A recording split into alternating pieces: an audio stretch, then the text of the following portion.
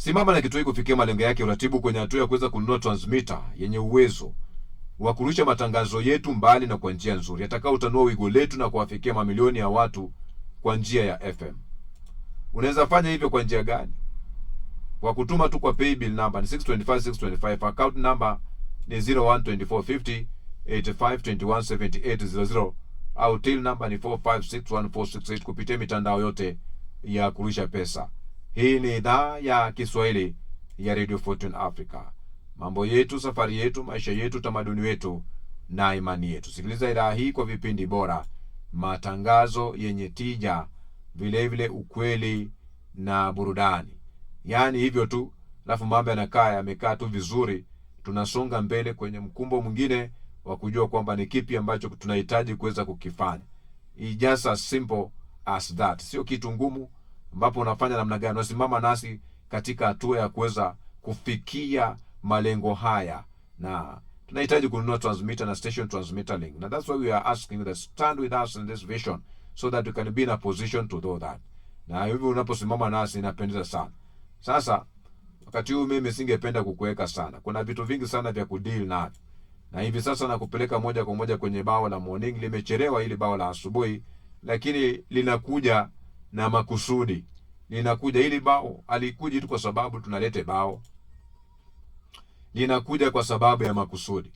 Na makusudi yenyewe basi ni ya kuona kwamba tunakusaidia wewe kuweza kuwa mtu ambaye unajengeka katika maeneo yote ambayo unahitaji kujengeka. Na haya maeneo yanahitaji kujengeka namna gani? Unapata ushauri, unapata ufahamu. Ukishapata ushauri na umepata ufahamu, unajengeka tu. Inakuwa ni very simple. Hii kazi ikwili ngumu wakati ambapo unajengeka kwenye hatua hiyo. Inakupatia fursa ya kuweza kusonga mbele katika hatua ambayo unahitaji kuweza kuenda. Kwa sababu mtu anayekuwa, huyo ni mtu ambaye anaenda mbali. Mtu ambaye anakuwa.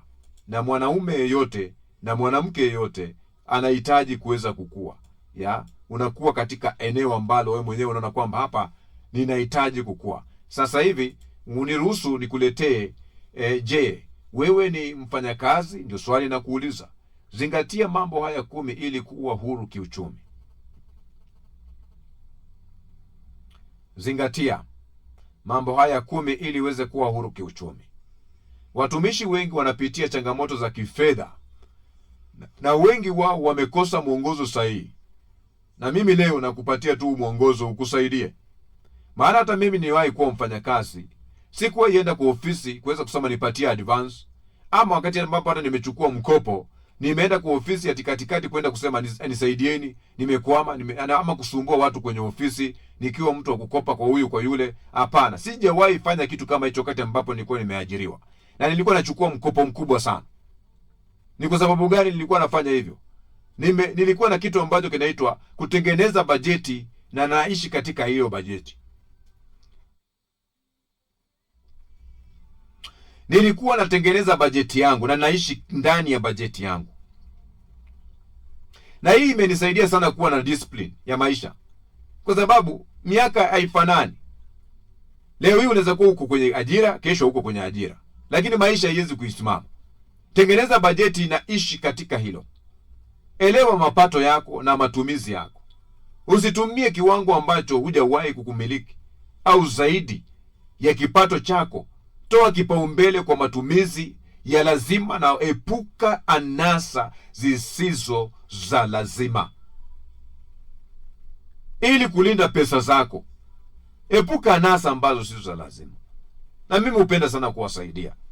Mtakuja nikumbuka siku moja. Kwa sababu nimeletwa kwa sababu ya hilo. Wacha kuishi kwa bajeti ya watu wengine. Ya? Wacha kuishi kwa bajeti ya watu wengine. Wacha kuishi maisha ya watu wengine. Ishi maisha yako. Ni kitu cha pili, jifunze kuweka akiba ya pesa. Weka angalau 10% ama 20% ya mshahara wako kama akiba. Unaweza weka akiba kwenye viwanja, unaweza weka akiba kwa kupanda miti, unaweka akiba ambayo unajua kesho itanisaidia. Wakati ambapo hiyo pesa ambayo hiyo mshahara itakuwa haupo. Maisha haiwezi simama, maisha inasonga. Akiba inaweza kuwa ya dharura, emergency fund, au kwa malengo makubwa. Una malengo makubwa, weka akiba. Weka akiba. Wacha kusema uko na malengo wakati. That's why I talked in the morning about you have a passion about something. Kama mimi niko na passion ya kufungua vitu vikubwa, niko na passion, niko na media inasimama ya The Cantona Group PLC, niko na passion, niko na kwamba idhaa hii inapata frequency, inapata nini, niko na tunatamba, niko na hiyo passion. Na sisi sema niko na passion na nasubiria. You have to have a passion, you have to have a plan. A plan, sasa plan ni gani? Tunaona unakuja kwangu na kuambia tuchangie kidogo ili tuweze kuunganisha hapa na pale tufanye vitu nataka. You have to have a plan. You have to have to people. Wewe ndio watu ambao nakutafuta uweze kushirikisha kwenye maono haya. Ya? Lazima niombe. Siwezi sema kwamba niko na maono sikai kwenye maombi. Ya? Maono Bwana anahitaji maombi. Na niweze kuishi kwenye purpose yenye Mungu aliniweka ndani. Hii ndio purpose ambayo Mungu aliniweka ndani. Watumishi wengi wanaingia katika matatizo ya kifedha kwa kukosa akiba. Yaani hata 1000, unaweza pata kwamba hata 10,000 peke yake ya haraka. Wewe unafanya kazi na hata mtu akwambie nipatie shilingi 10,000, unafanya kazi. Utamwambia ni kubaya. Na kweli ni kubaya. Na kweli mtu akikuona kweli ni kubaya. Namba 3, epuka madeni yasiyo lazima. Wafanyakazi wengi wana madeni chungu zima. Unapata mfanyakazi ndiye anakopa ambaye hana kazi. Anamkopa pesa. Pata mwenye ana kazi anajiuliza, sasa kati yao wote hiyo kazi tu kae tu mtaani. Kwa sababu unaenda kazi na bado unakopa. Wafanyakazi wengi wana madeni yasiyo ya maana yoyote. Amekopa hapa, anakopa pale. Kopa tu pale panakuwa na tija. Mfano, amekopa kwa Shairo, amekopa sijui wapi, amekopa mpaka yani ni mtu wa kukopa. Yaani mtu alileta simu siku hizi amefanya watu wanakopa kwa simu. Hapa mtu ananunua line zingine na block. Nyumba unakopa huku, na elimu unahitaji kulipa madeni kwa haraka ili asilete mzigo wa riba. Kwa sababu akileta mzigo wa riba watakukujia wewe. Watakupigia kengele kwa hiyo vitu ambavyo hata wengine labda hata una chochote. Sasa watapiga kengele kwa kitu nyauna. Namba 4, ongeza vyanzo vya mapato. Usitegemee mshahara pekee. Tafuta shughuli za ziada kama vile biashara ndogo. Mimi nilikuwa na biashara ndogo, iligongwa na bomoa. Lakini hiyo biashara ilikuwa inanisaidia sana. Naweza pata pale kafe nikitaka kwenda kazini ama hata chakula. Yeah. Kwa sababu unalipa mkopo kwa shughuli zingine na umekupatia kama mshahara kadogo pale ambao unaweza kujikimu naye. Sasa unapiga pia hesabu ile utapata kafe kwa kwenda kazini na chakula. Sasa mimi niko na biashara ndogo ya kupiganisha hapa na pale. Wewe sema mimi ni mfanya biashara, ni mfanya kazi, alafu umekopa na huna kitu cha kuweza kujisitiri. Hao ndio unapata wanasumbua kwa ofisi na mapeti cash, nipatie kitu fulani, nipatie. Sasa anakula paka inaisha, sasa tena anajiingia kwa mkopo. Hata kama kazini unamdai. Uwekezaji au kazi ya ziada inaweza kusaidia sana. Tafuta kazi ya ziada ya kufanya. Wewe unaona watu ambao wameenda Ulaya. Wale watu walio Ulaya, mimi nazungumza kwa sababu mimi najua niko na marafiki sana wengi Ulaya. Wanaunganisha kazi nyingi sana ili waweze kukimu maisha yao kuweza kukaa Ulaya. Akiingia hapa Afrika ama hapa Asia, ama akiingia tu ametokea labda Europa, ametokea labda ni Marekani, ametokea Australia, akiingia tu katika maeneo ambayo nasema akiingia tu hapa Dubai. Mkubwa. Wewe ukijua vile kazi anafanya huko ng'ambo. Ya. Wewe ukijua kazi ambayo anafanya Ulaya. Ukimfuatilia vizuri. Halafu ujue vile anaunga halali. Itakusaidia sana kuondokana na mawazo ambao unaweza kuwa uko ndani. Kwa sababu hao watu wanapitia changamoto kubwa sana. Wanafanya kazi masaa mengi ili waweze kwa ile pesa ambayo inahitajika. Pesa nyingi zinatumika. Ukiwa wewe unapewa ni mzembe, usiende Amerika. Ukiwa ni mzembe usitamani sana kuingia Amerika. Kama umesema unaingia Ulaya. People are very busy with work. Wewe unaenda kupiga story kwa mtu umeingia, tunataka kupiga story kwa mtu akunywe chai mpaka aenda aoge tena apike chakula ukule saa 7 tena ndio hiyo jioni uko hapo bwana. Watakuashia light nyekundu. Na mzungu akikuashia light nyekundu kwamba time imeisha. Wewe ondoka. Wewe utarejea kuambia toka, anaacha tu taa nyekundu. Hiyo taa nyekundu ukuambia bwana, masaa yako kutoka imefika. Unafanya? Ni saa ya kulala. Na unasikia wale wazungu wa Afrika wanakuashia tu taa nyekundu. Kukuonyesha kwamba ni matime ya kulala. Na sasa hiyo unajua sapa yao sio chakula hii ambao umezoea kula, unakula kama sijui nini. wanakunywa maji. Hiyo ndio sapa, hiyo ndio dina, hiyo ndio maji. Wanakunywa juice. Walibomoa vizuri asubuhi, wamebomoa vizuri saa 7, jioni ni maji. Sasa ikwambie come for dinner, atakuundia kahawa. Sasa ukikaa pale na tumbo yako kubwa, nafikiria sasa leo ndio umekuja kubomoa, utaona unakuashia taa nyekundu. Wekeza mapema kwa busara. Wekeza kwenye hisa. Kwenye mfuko wa pamoja, yama inaitwa ni unit sasa. Yeah. UTMIS. Wekeza kwenye ardhi. Wengi ambao wamekaa karibu na mimi, watu ambao nimekutana na wao kwa njia moja ama nyingine, nimewaeleza kwamba unaweza fanya hivi na hivyo. Wakiwa watu wa kusikia huo wanafanya. Na wanajua kwamba huyu jamaa anaongea ukweli. Ni kwa sababu naishi hayo maono. Wekeza kwenye ardhi. Wekeza kwenye biashara. Wekeza kwa muda mrefu. Kukua kupitia faida ya mzunguko. Wekeza.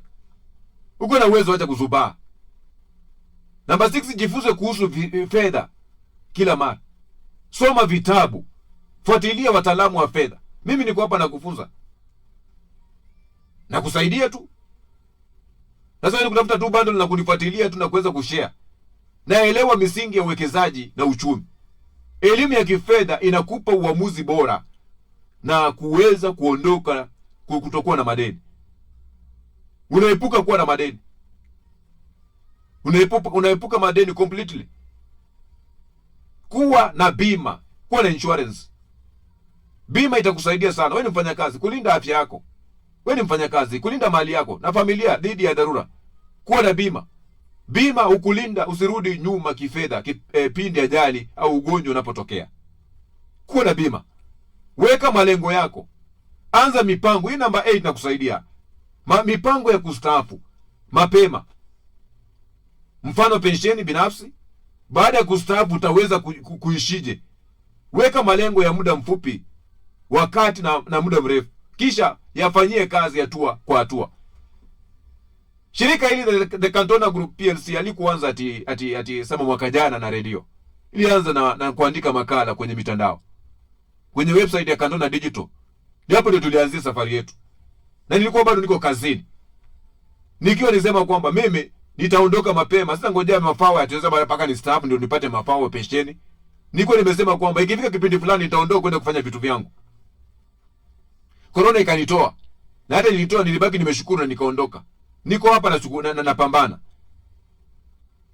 Namba 9, jenga mahusiano na mitandao bora. Marafiki na mitandao mizuri. Marafiki ambao unaona hao ni wewe tafuta marafiki ambao unajua mnapelekana nao wapi. Wanakusaidia kwa njia gani? Mimi ni mwepesi sana kuchagua marafiki nao wahitaji kuwa nao. Kwa sababu sitembei tu na kila mtu. Na hata watu wanajua. Yeah, sitembei tu na kila mtu. Afadhali hata nitembee peke yangu. Sasa natembea na mtu ambaye ampelekani mahali, ampelekani mahali. Sasa natembea na nifanya nini? Watu sahihi huchangia ukuaji wa mawazo ya uwekezaji. Ukiona watu ambao ni unatembea nao ni watu ambao wanakusukuma usifanye chochote, wewe ni ama wanakuambia bwana haiwezekani, au mimi na wa drop haraka kama hot potato. Kwa sababu mimi unaanza kuniambia haiwezekani, unaanza mimi naniambia tu haiwezekani, nimeshare wazo wangu kwa unaniambia haiwezekani. Unafikia kesho mimi nakutafuta hapa na kuthrow na kutupa kama potato moto sana. Epuka mtindo wa maisha wa mashindano. Mimi siwezi kuishi mtu mwingine. Ndio maana mimi husema mimi siwezi kuishi mtu mwingine. Kwa sababu mtu anaweza kuwa anakula mavuno yake, unataka kula mbegu. I cannot live other people's life. I live my own life. And that's how it is. Usiongeze matumizi kila mara kipato kikiongezeka. Badala yake ongeza uwekezaji na akiba. Ongeza uwekezaji na akiba. Lakini pia wengi hununua vitu kwa kushindana na watu. Utapoteza pesa zako sana wakati ambapo unanunua vitu kushindana na watu. Uhuru wa kifedha sio kuwa na pesa nyingi tu, bali ni kuwa na uwezo wa kuishi maisha unayotaka bila kutegemea mshahara pekee. Na kusaidia wewe ambao umeandikwa kazi. Kwa sababu kesho hiyo utatoka pale kazi utafutwa. Tunapata mtu anafutwa kazi, hana mbele nyuma. Unapata mtu ameingia vijijini, haezi kutoka bounce back kutoka kijijini arudi mjini. Na hata akifika mjini, hana kitu cha kufanya. Mawazo yake yote yanafikiria kutafuta kazi. Umepiga lamu huku nje mpaka viatu mmeuliza bwana. Mimi si ongege. Mimi si samaki. Kwa sababu wanaume wengi watu uangalie tu kiatu yake inakaa namna gani. Wanajua huyu mtu bwana, maisha imempiga. Wanaangalia tu viatu. Lakini ukikaa vizuri viatu vyako vinazungumza hata kama unakaa umevaa nguo chafu. Lakini viatu vinazungumza. Mwanaume ni kiatu. Tena kuchanue. Mimi sitaki kupita hapo. Niandikie barua pepe radio fortuneafrica@gmail.com. Na hiyo ndio bao la asubuhi.